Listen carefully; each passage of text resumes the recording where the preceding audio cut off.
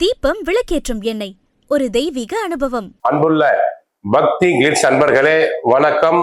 ஆவணி மாத ராசி பலன்களை நாம் காண இருக்கிறோம். ஆவணி மாதம் 1ஆம் தேதி, அதாவது ஆகஸ்ட் 18ஆம் தேதி, சூரிய பகவான் அவர் கடக ராசியிலிருந்து சிம்ம ராசிக்கு செல்கிறார்.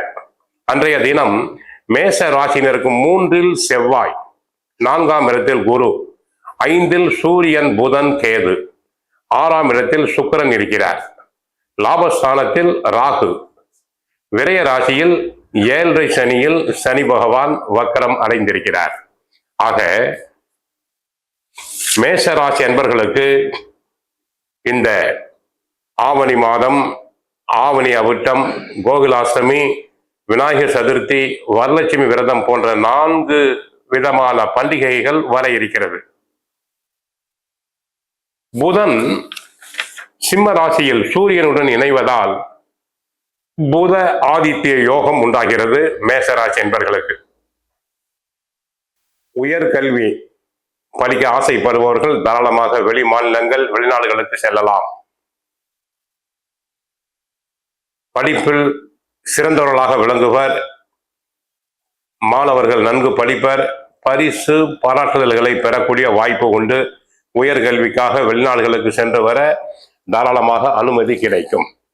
பிறர் மனதில் உள்ளதை எடை போடும் சக்தி தங்களுக்கு உண்டாகும். அரசாங்க வேலைக்கு முயற்சி செய்தவர்களுக்கு தாராளமாக கிடைக்கும்.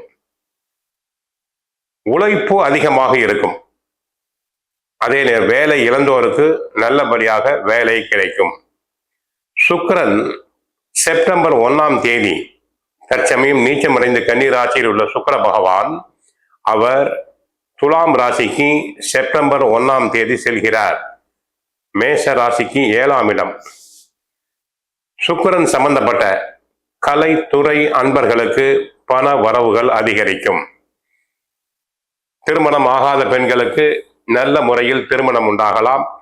குழந்தை பாக்கியத்தை எதிர்பார்த்த பெண்களுக்கு நல்ல முறையில் குழந்தை பாக்கியம் அனைத்தும் உண்டாகும்.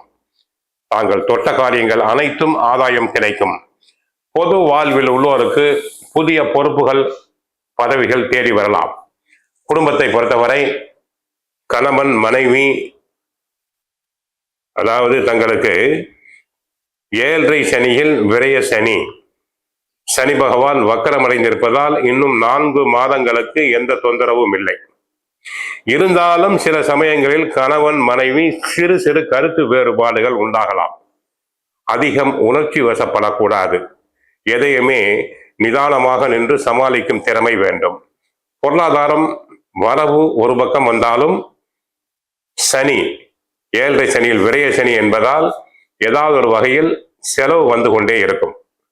திட்டமிட்டு செலவு செய்தல் வேண்டும். பிறருக்கு கடன் கொடுக்கக்கூடாது, வாங்கக்கூடாது, ஜாமீன் தரக்கூடாது. உத்தியோகத்தை பொறுத்தவரை மற்றவர்களால் செய்ய முடியாத வேலைகளை தாங்கள் சிறப்பாக செய்வீர்கள். பிறர் வேலைகளையும் சேர்த்து செய்ய வேண்டிய அவசியம் இருக்கும்.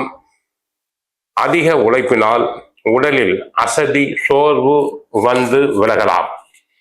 தொழில் வியாபாரத்தை பொறுத்தவரை சூரியன் சம்பந்தப்பட்ட தொழில்கள், பொன் மூலாம் பூச்சு போன்ற தொழில்களை செய்வோர், மருத்துவ தொழில் செய்வோர் போன்றோர் நன்கு உயர்வடையலாம். உயர்ந்த உத்தியோகம், நீதிபதி, IAS, IPS ஆபீசர்ஸ் போன்றவருக்கு நல்ல பெயர் உண்டாகும். அரசாங்கத்தில் வெகுமதி தங்களுக்கு கிடைக்கும். அரசியலை பொறுத்தவரை MLA, MP போன்றவருக்கு நிறைய சலுகைகள் கிடைக்கும். அவர்களின் ஆலோசனைகள் கட்சிக்குள் ஏற்கப்படும். மக்களிடையே புகழ், செல்வாக்கு பெருகும். பிறருக்கு ஆலோசனை நல்ல விதமாக சொல்வீர்கள்.